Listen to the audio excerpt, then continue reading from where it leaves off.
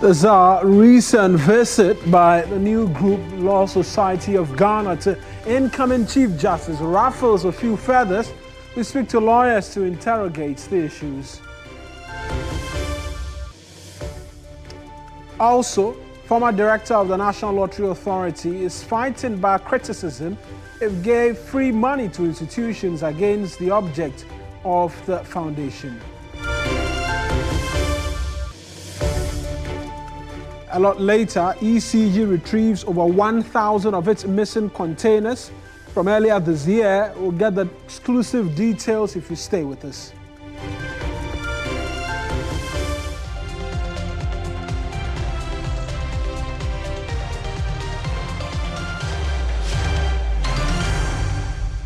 It's Friday Fun Day. Hello there. Welcome to News Central here on TV3. I am Mawuena Egbeta and the bulletin starts right now.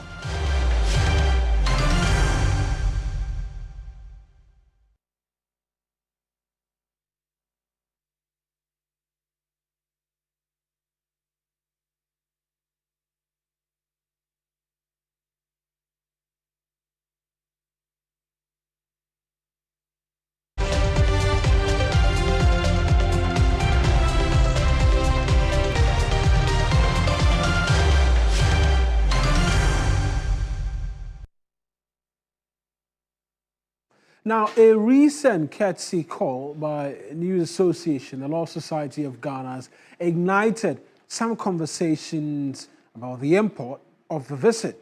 The Law Society of Ghana argues their call on the CJ was purely to congratulate him on his appointment as Chief Justice and to commend him for his recent reforms. Critics, however, argue the visit has the potential of compromising a writ filed by the society, praying the court to determine whether or not the Ghana Bar Association is the only body that can represent and issue licenses to lawyers in the country. Before we look at the writ and engage the issue a bit further, let's listen to a leader of the group to the CJ's office and the response by the acting Chief Justice and a Justice of the Supreme Court. The race of the judiciary, we've seen some positives. In the sense that we've noticed how the judiciary is beginning to assert itself and, as it were, showing how independent it can be. And that is what Ghanaians have been craving for. Your sterling leadership is giving hope to Ghanaians. And with the fact that you are also being nominated to continue, we are aware that there's light at the end of the tunnel. In his first public statement since being nominated, Justice Bafo-Boni pledged to run an open and inclusive administration. I'm going to run a very open administration. The judiciary, the bench needs the bar. And so we are excited that you have also pledged to support the judiciary and its intendments. And then at the end of the day, it is justice for the people that we all seek after. However, as concerns could be raised that the Law Society's visit could influence a case currently before the courts, one in which the society is itself a party and challenging the Ghana Bar Association, Supreme Court Judge Justice Scott Puamang stressed that the courtesy call will in no way prejudge proceedings. There are other matters which have come to our attention. There's a suit that has been filed by some, I think, 3 plaintiffs. That suit is seeking broader issues of interpretation of the Constitution. And I want, because the media is here, to make it clear that the interaction here is in no way intended to prejudice those broader issues that are being raised in that suit. Your visit is within a different context. Ghana Law Society is also another organization of lawyers that has come up. As a country, we should accept it and support it to grow. Our objectives does not, spell out that we are challenging them. No. The objective that they have is the same objective that we also have. And the objective is to support the administration of justice in this country, support the judiciary, and support our democracy. That is the same as the Ghana Bar. So we are helping the institutions. I mean, it's a complement. We have well over, I'm sure, 7,000 lawyers. And all 7,000 lawyers, one association cannot administer all of them.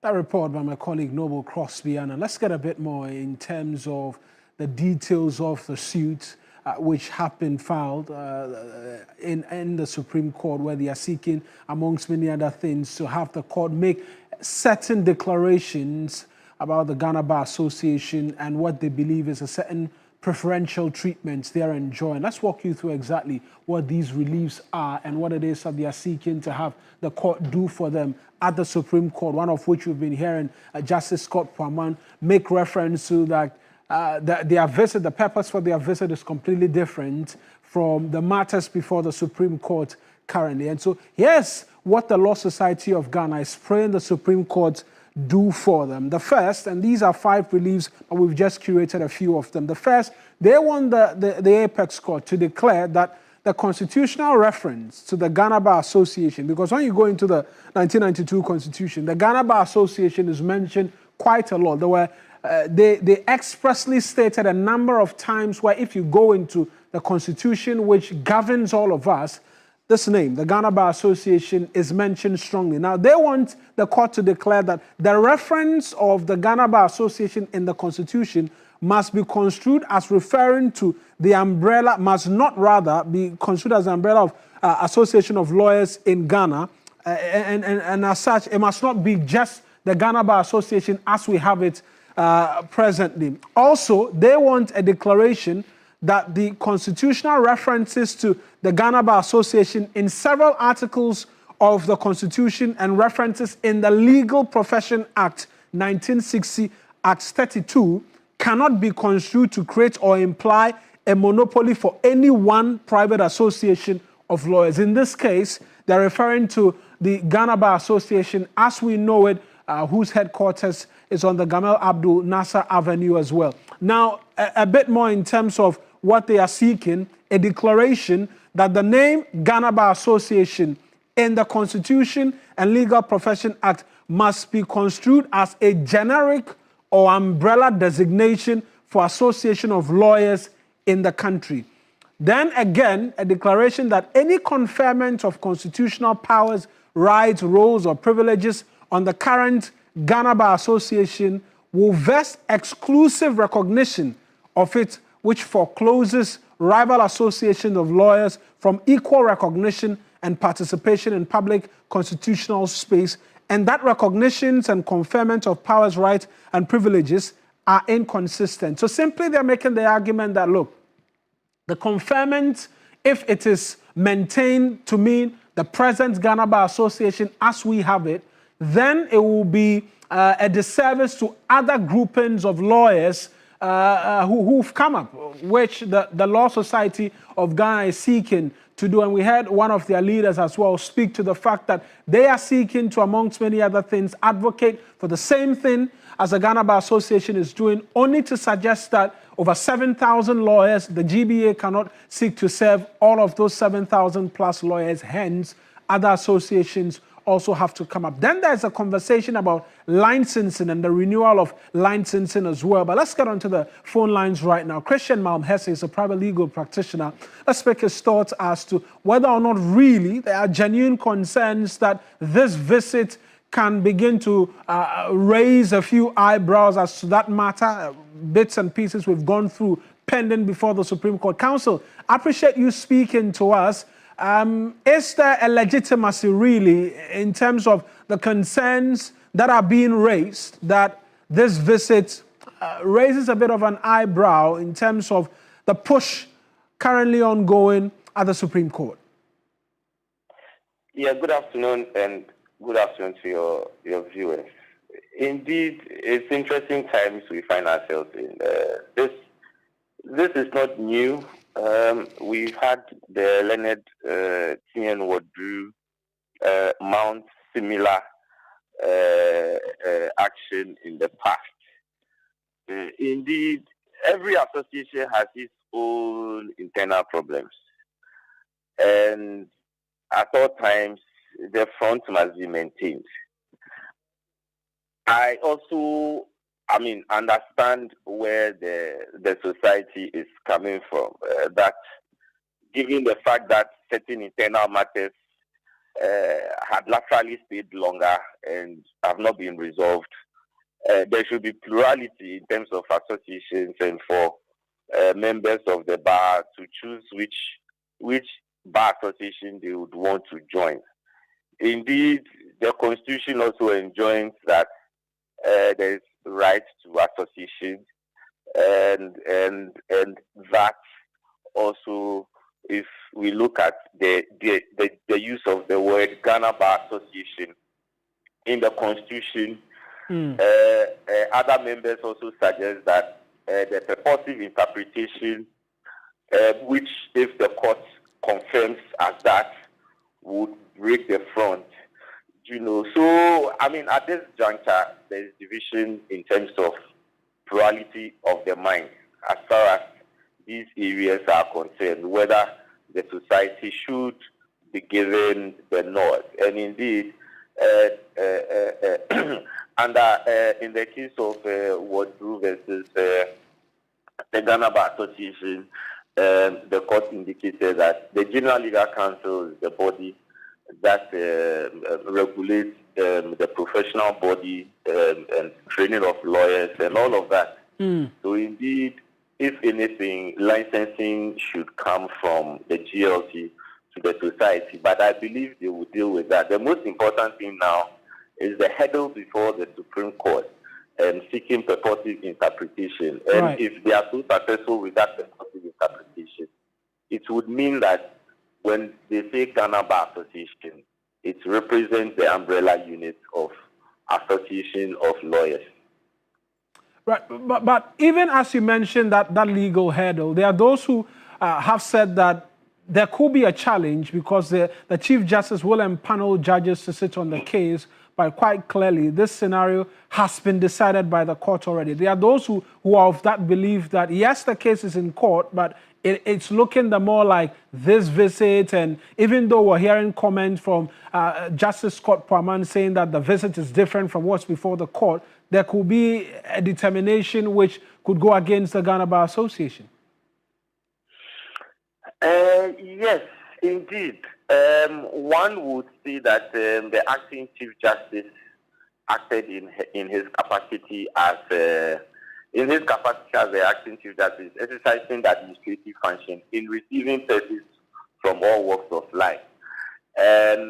But one would also caution to say that in that administrative duty, once this suit has been filed at the Supreme Court, the Chief Justice, even though acting in that administrative role, would empanel members of the bench to see to the disposal of that particular case. And to that extent, the CJ could have deferred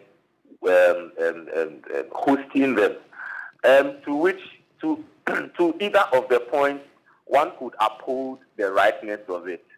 But we cannot also overstretch it to say that the acting Chief Justice has acted unethical in that particular situation, because it will be stretching the legal point of that. Because when we enter into that, then we will say that in situations to disqualify judges sitting on cases, we file motions or we make arguments of likelihood of bias or where they have conflicted themselves.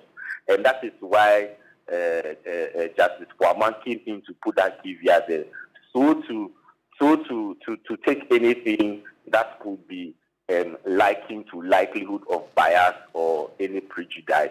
Right.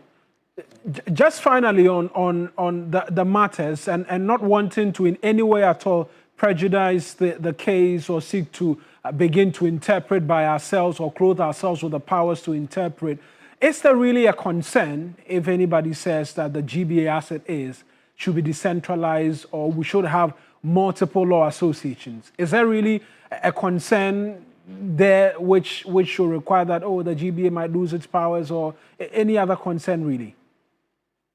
I mean, it is a personal opinion, and in my personal opinion, I believe that the GBA serves the interest of all lawyers across the country because it is decentralized.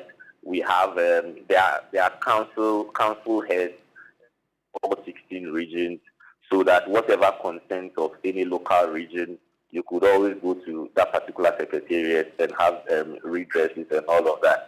But definitely, when council meets and there's a general assembly, it is a collective decision that is taken, and definitely the collective might never satisfy the minority, and that would cause some misgivings for persons to seek to have alternative societies. And in that direction, the Constitution also allows for members to have the freedom or the right to join any association at will. And to that extent, we would await the decision of the Supreme Court in this particular matter, since we cannot put the past before the court, and the Supreme Court will not be happy for it to absolutely. It. Yeah. Counsel, as always, I appreciate you joining us. That's Christian Malmhesse speaking to us this afternoon on the latest that we have. But let's get on to the other phone lines right now. Victor Kojoga Daudu is a member of the Law Society of Ghana, was part of the delegation of lawyers who paid a courtesy call on the acting Chief Justice upon his nomination by the President to serve in that capacity fully. Counsel, I appreciate you speaking to us as well. Would you say that with the benefit of hindsight, you could have stayed that meeting with the acting Chief Justice, considering the conversations now about prejudice, amongst many other things? Good afternoon, and good afternoon to your cherished viewers and listeners. I'm a founding member of the Ghana Law Society. Hello, can you hear me? I can hear you, sir. I can hear you, Counsel. Yes, I'm a founding member. And the visit to go and congratulate the acting and nominated Chief Justice was to go and congratulate him. And that had been scheduled. The letter that went had even predated when he was nominated. Predates when the suit or anything had been filed. So we were to go and congratulate him. In course of going, that it has been scheduled that we were to meet yesterday, then a suit was also filed. That has nothing to do with us going to congratulate him. In the first place, is the Ghana Law Society not a registered association? It's been registered under the laws. It's been registered as a professional body. So if a professional body says that I'm coming to congratulate the head of the judiciary, who is the administrative head also, I don't think there's nothing wrong with it.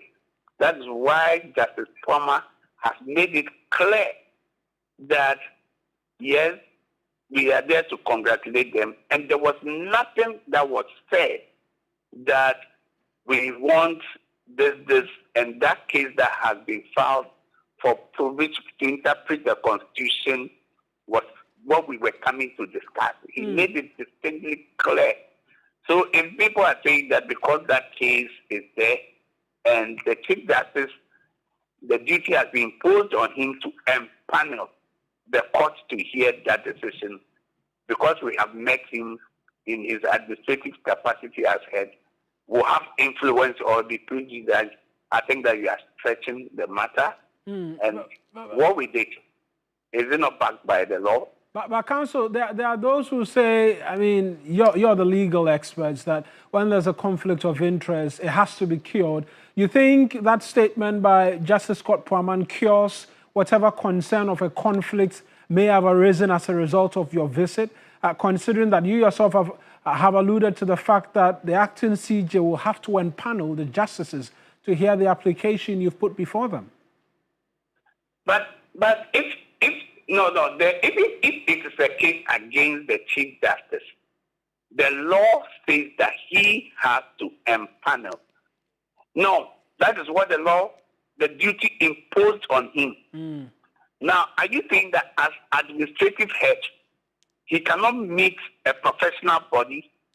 Is that what we are saying? That because he empanels and anything that has to be done with administration and you have such issues, he cannot act.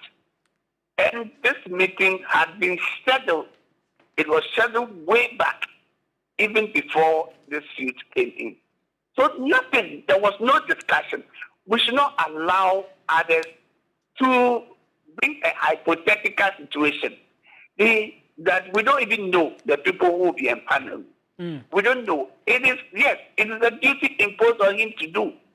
Is it going to be part of the case or he's not even going to be part of it? This hypothetical situation does not exist. And we should not make a fetish of this.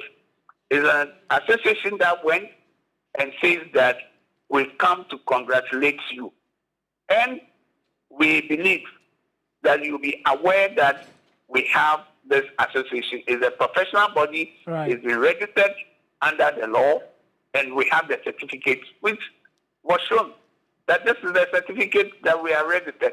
So it was a legitimate thing, not that a group of people just went in there to speak to the acting Chief Justice that this is an issue we have brought, and whilst doing it, the issue should be looked at. That will raise the likelihood of bias. So this is the point that had been made. If the society had raised issues as to what they want, the interpretation of the Constitution, before them, then that is when you can be saying that there must be a likelihood of bias. Right.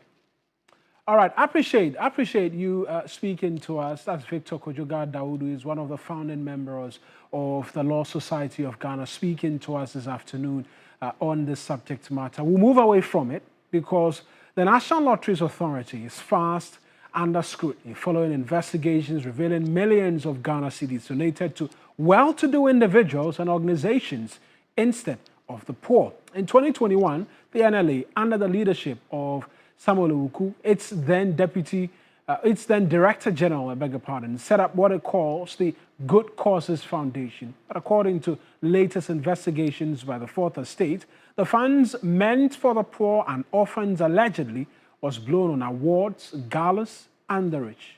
Before we get into it and speak to the associate editor of the Fourth Estate, Seth Bokpe, let's run by you some of the details on why the Caritas unit was set up and some of the organizations that benefited from the funds. And we're going to go back to our dashboard really quickly as to what it is that we have in there. And so it was established in 2021. It's named the Good Causes Foundation, rebranding NLA's Special Projects Department, and it's backed by Act 722 of 2006. The foundation's mandate covers health, education, youth and sports development, and then arts and culture. But let's get into the expenditures as we saw it that came through from there, just briefly in terms of what we can expect.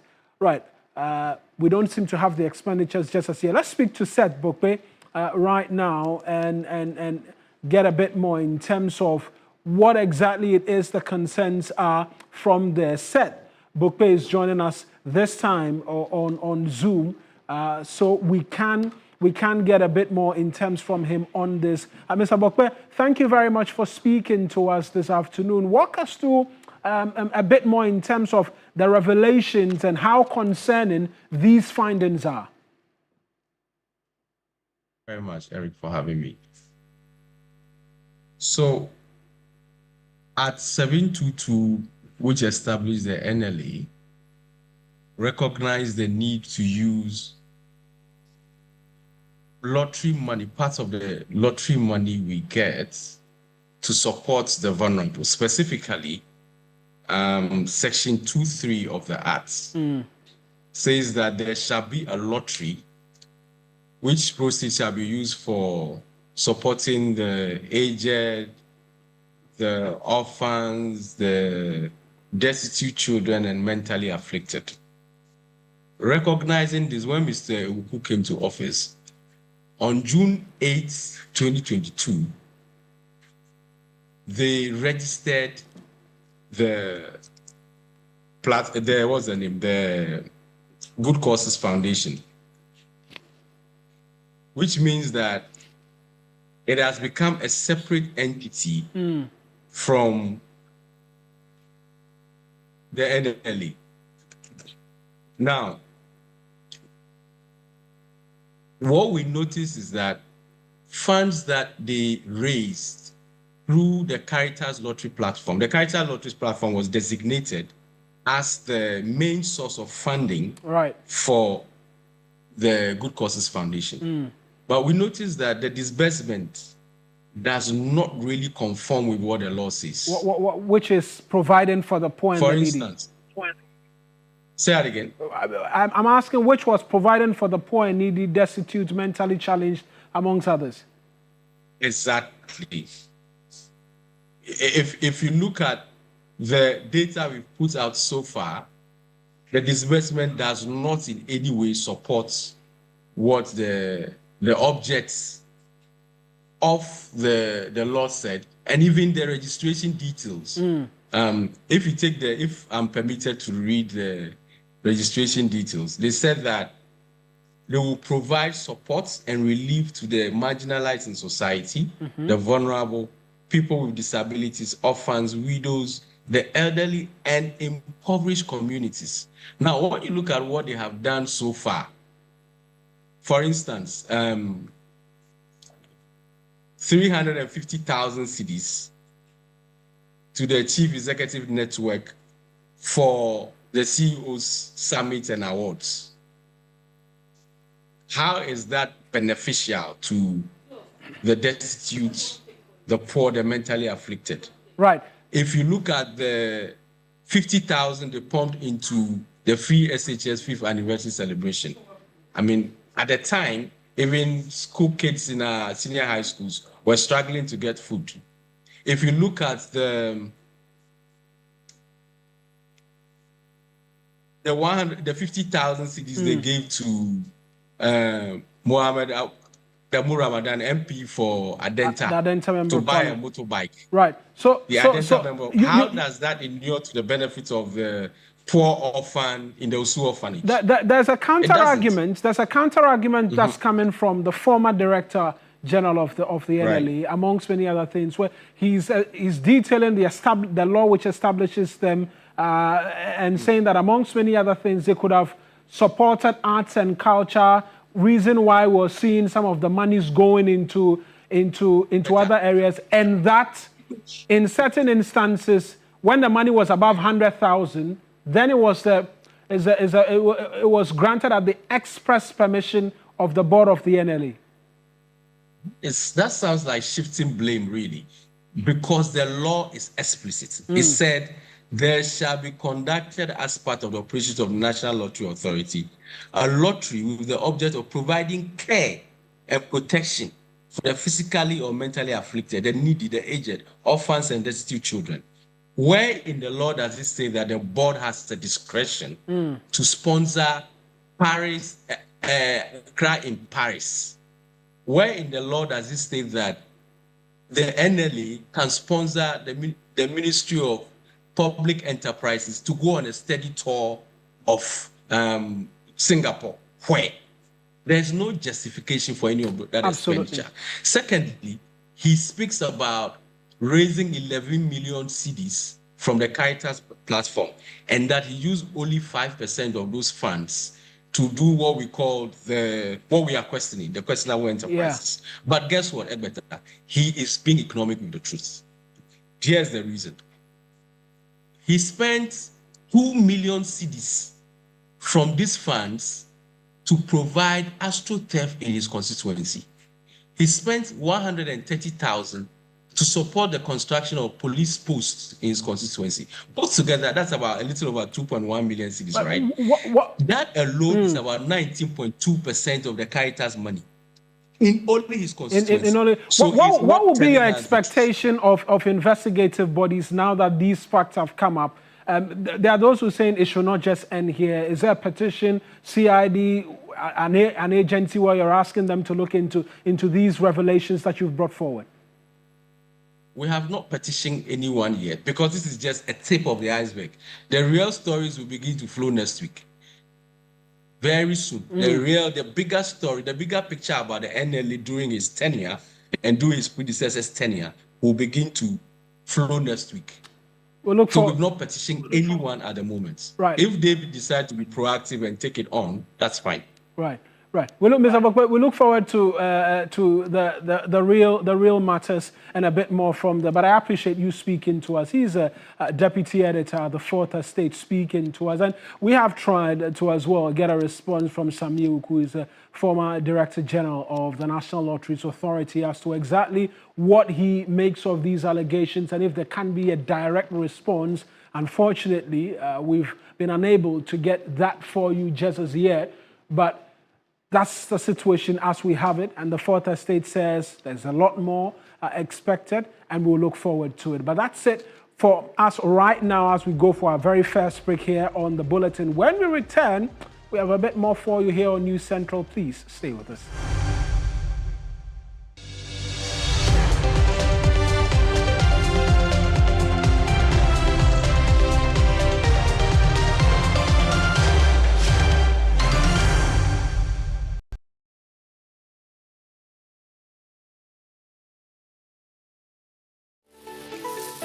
Why are more and more professionals choosing Flamingo paint?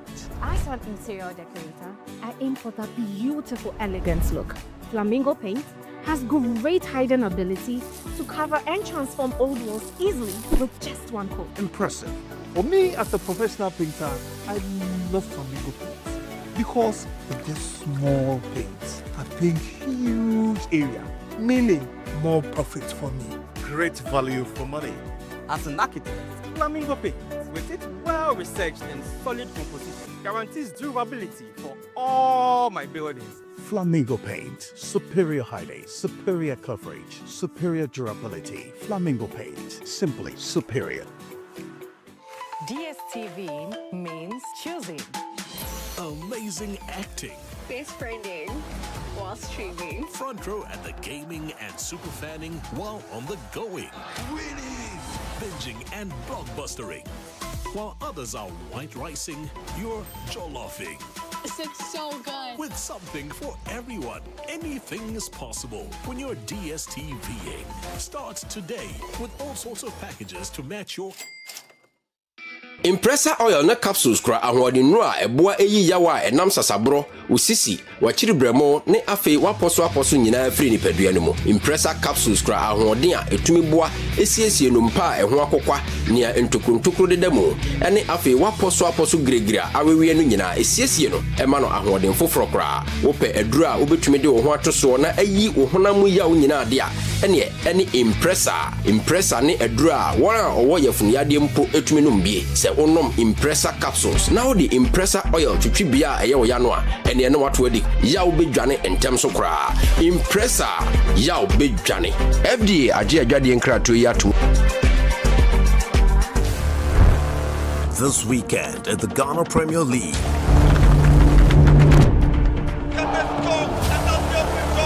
Hatterville versus 11 Wonders FC. And Nations FC versus FC Cemetex 1966.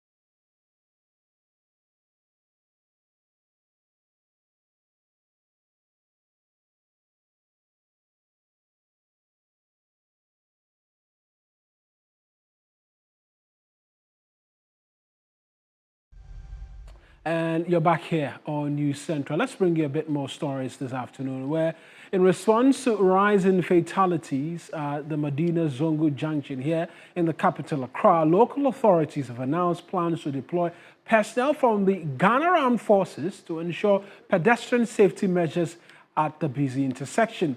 According to statistics from the Lankwantanan Madina Municipal Assembly, 58 pedestrian deaths have been recorded at the junction over the past 7 years, largely due to people ignoring the footbridge and attempting to cross the multi-lane highway directly.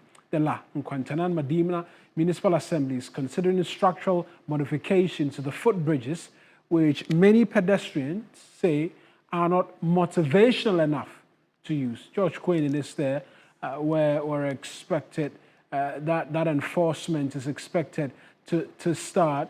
And we'll connect with him right now and get an understanding. Military personnel to enforce the use of footbridges. Let's find out from George if that's already begun. George, are we seeing military personnel already at Madina seeking to enforce this directive? Thank you, Marion. A very good afternoon. Thanks for having me. I'm coming to you live from Madina Zongo Junction. And we're here to assess compliance levels here. And it's like what it is. It's just an old story. Pedestrians are still crossing, putting their life in danger. So my cameraman is trying to give you a visual of these pedestrians. And for the military personnel, they'll be here September 30, that's Tuesday. And it's going to be piloted for 3 months. And according to the Assembly, the use of community policemen does not really enforce whatever they anticipate. So with the presence of the military, would actually deter these pedestrians from actually using the main road. So look at this very woman, for instance, trying to cross, putting her life in danger. For me, what life? I tell you to put for you. And now, but she the cabin. So look at her. So she's actually putting her convenience before her safety.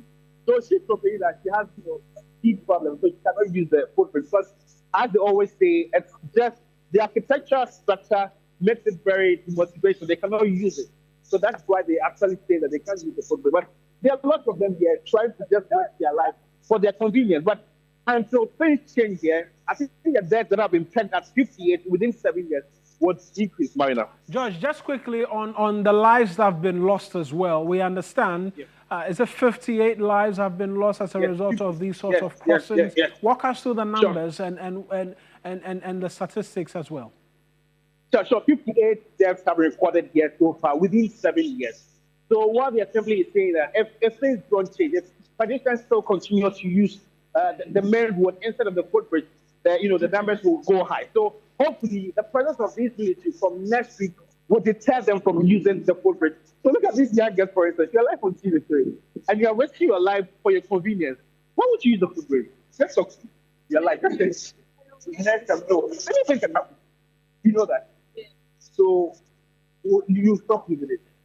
But tell me, why do you want to go? It's very long. So if they work it, so Mawuena, they are saying that if the Assembly alters this very footbridge, they will surely use it because the game is very long. It likes too much exercise for them. So if the Assembly alters it, maybe they'll use it, so it will motivate them to use it. So Mawuena, so 50 years there, within 7 years there. Quickly on the MC, because you've been interacting with her, what's she been telling you? So Phyla Ibrahim is the MC for Lankwantanan Madina Assembly, and he says most of the crashes that occur here is as a result of pedestrian negligence. So they are the ones that are causing these very crashes, and not really. We should not blame it largely on the driver. So let's listen to Phyla. Yeah, thank you.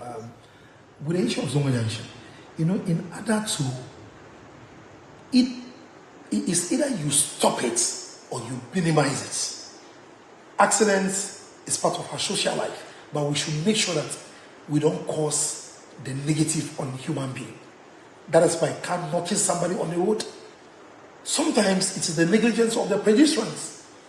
We also don't want to listen to the right authorities. That is why we have such challenges.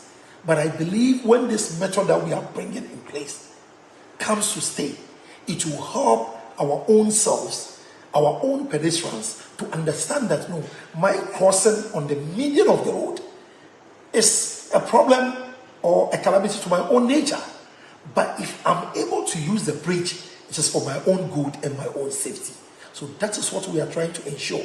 Collaborating with other institutions is a must.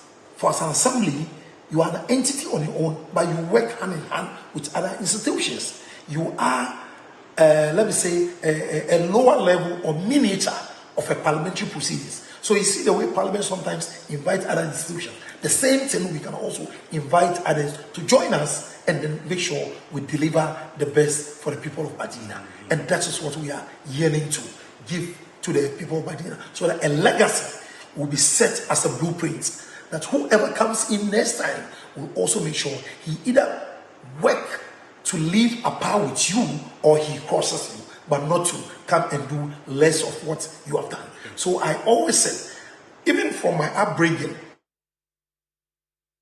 as the MC for the area speaking to us, George Quinn, thank you as well for the updates from there. But let's bring you a bit more stories right now, because the Deputy Minister of Education, Dr. Clement Apag, has urged colleges of education across the country to ensure that students are properly trained to be able to teach in disadvantaged communities within the country. He noted that the mass failure of teachers in the licensure exam raises questions about the quality of teachers being churned out by the respective colleges. Dr. Apag made these observations when he addressed teachers and students at the St. Vincent's College of Education at Yendi. And we'll stay a little longer on the subject because Christopher Marco is my colleague who monitored that for us.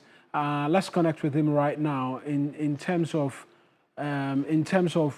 what the minister has been saying. Let's connect right now with Christopher Marco. Chris, you were present. Walk us through the concern by the minister and, if possible, what the response is from the Yendi area, what they are seeking to do to improve the quality from their school as well.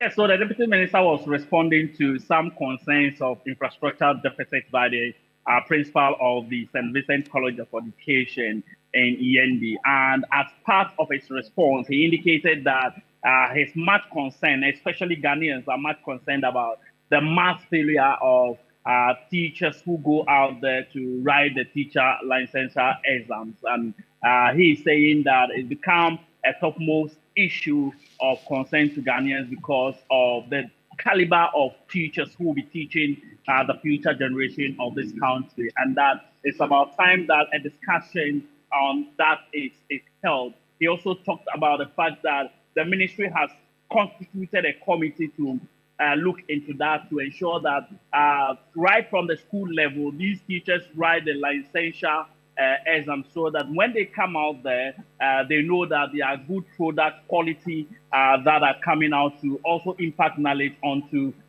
the children that they are going to teach. He says that once education is the bedrock of every nation, it is important and imperative for the leaders of tomorrow to be given the requisite teaching by the teachers who will be going into the communities to teach. He also expressed concerns over teachers not wanting to go into the interior communities to teach, and appeal to them that they should be able to accept postings into hinterlands where their services are much needed. Let's take a listen to what the Deputy Education Minister, Dr. Clement Apag, has been saying. The National Teaching Council has recorded from the teacher licensure exam the abysmal performance of some teachers raises questions about how people are selected to enter the colleges of education and what the colleges do to ensure that those they train graduate to meet the minimum performance benchmarks. It is in addressing these challenges that the ministry set up the Kwame Alovi Committee to review the mode of licensing teachers to ensure that colleges play a direct role in the professional licensing process and assure that only capable trained teachers are graduated from our colleges. Briefly on the infrastructural challenges from the respective schools. Talk to us about that and then the concern from the colleges there as well. Yes, so we all know that most of the colleges of education have been battling infrastructure issues over the years. There are some of the schools, actually, the St. Vincent College of Education, since 2016, some of the Get Farm projects that were started, some projects that the school started on its own using its IGF, most of them are yet to be completed. And so we talk about inadequate lecture halls, dormitory facilities, you talk about spaces for conducive teaching and learning is not available. And so the school has been making appeals to the Education Ministry and government to ensure that they intervene. Let's take a listen to the principal of the Yendi St. Vincent College of Education.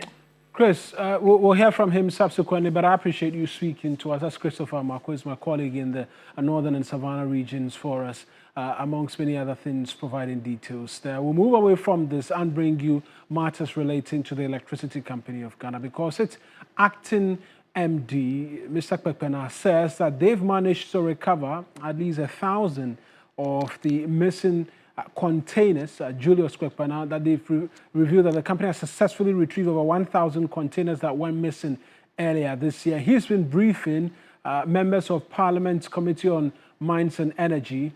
We can take a listen to exactly what he's been saying. We restored reliability in our power supply. We put measures to curb excesses in procurement, and we're working with the support of the board, the ministry, and the presidency to deliver sustainable power to the people of Ghana. Thank you very much. Okay, so let me repeat that. So the current end user tariff, we see a distortion. The distribution service charge, in other words, the component of the tariff that ECG comes to ECG, is only right now 12%. And it should be around 40%. So the tariff is heavily distorted against distribution. And we are appealing to the PURC to correct that distortion. So the distribution service charge can't go up without necessarily increasing the end user tariff.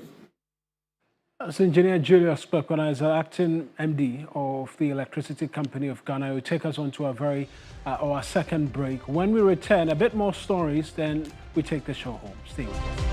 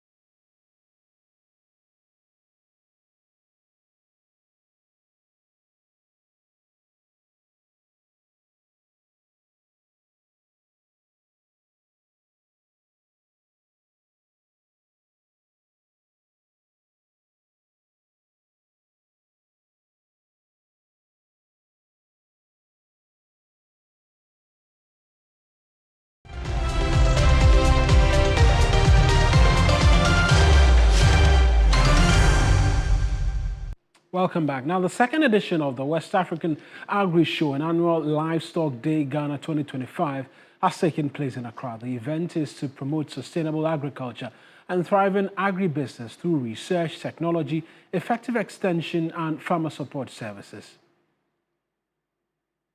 Partnership with the West Africa Agri Show reflects a shared commitment to driving food security, innovation, and economic growth while creating opportunities for farmers, processors, traders, and investors across the country. Speaking at the annual event, the president of the Ghana National Association of Cattle Farmers, Imam Hanafi Sonde, advocated for the development and welfare of cattle farmers in Ghana. It is a time for the Ghana livestock industry revolution.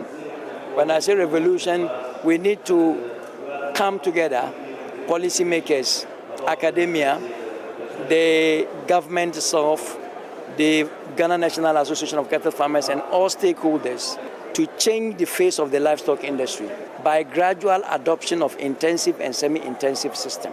So it is more easier for the woman to go into animal husbandry, more easier for the youth to go into animal husbandry. The acting director of Animal Production Directorate at the MOFA, Jonas Asari Berchi, emphasized the need for stronger collaboration among all livestock stakeholders. He also highlighted the livestock sector's significant contribution to Ghana's GDP. Livestock plays a very important role in the lives of almost everybody in the country.